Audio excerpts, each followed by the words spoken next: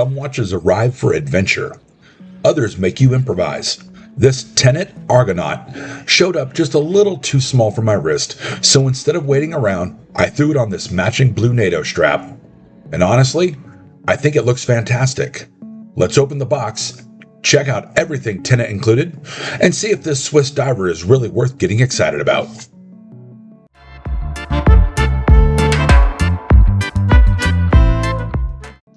Welcome back to Dive Time Watch Reviews. I'm your buddy Slick Pits.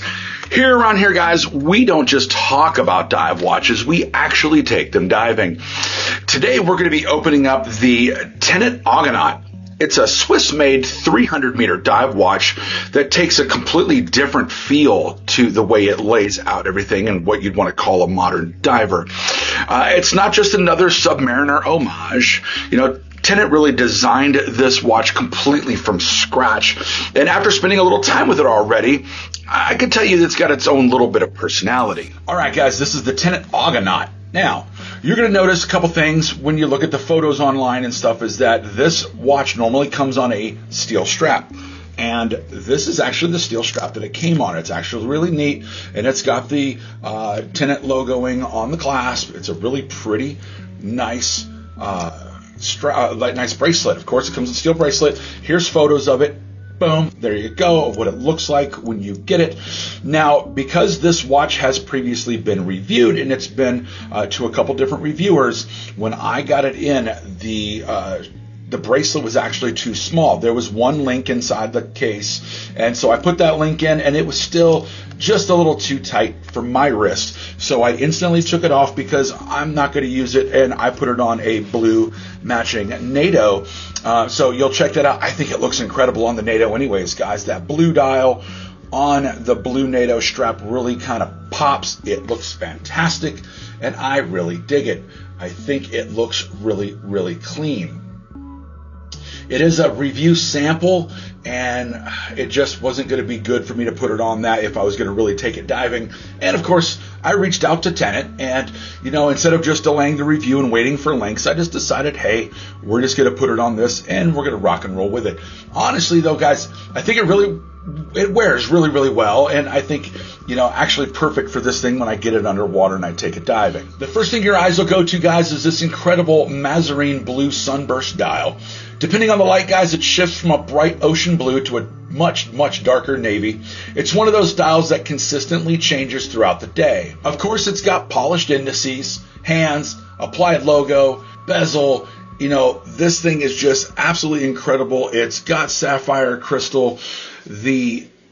I did notice when I was messing with the bezel that the knurling on here is it's nice and it's smooth, but it's not grippy. It's kind of a little difficult. My fingers, you can notice, are sliding, and my fingers, everything's dry. So I'm concerned, and it's a little stiff. I'm concerned about what this is going to feel like when I'm down underwater. It's really solid, but I said, guys, it's a bit stiff, and of course, it's still a really new watch, and I just don't know exactly how that bezel is going to feel, especially when I need to get it and I need to dial it in when I'm underwater. Now, of course, guys, the bracelet, we'll go to the bracelet. Now, the bracelet, guys, it is 904L stainless steel, which is a nice upgrade over the more common 316.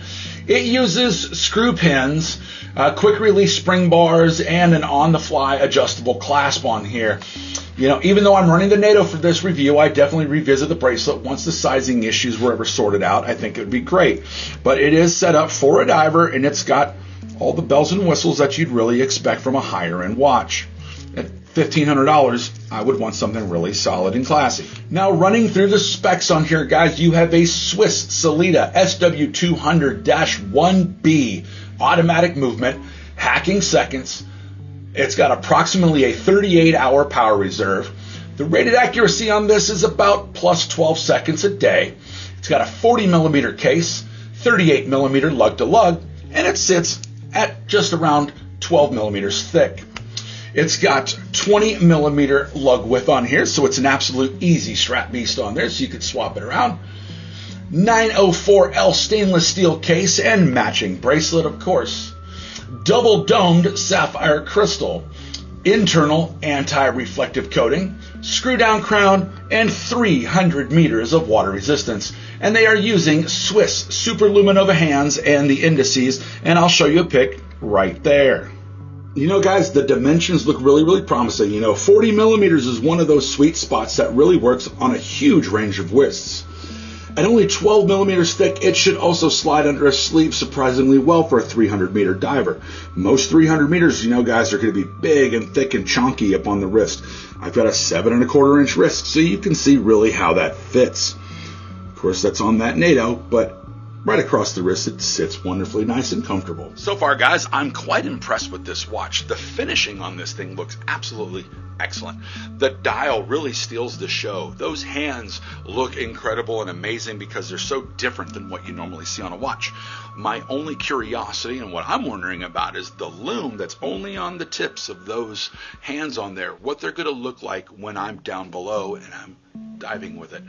We all know that this show is all about diving and taking these things to the limit, so that's what I care about most about it.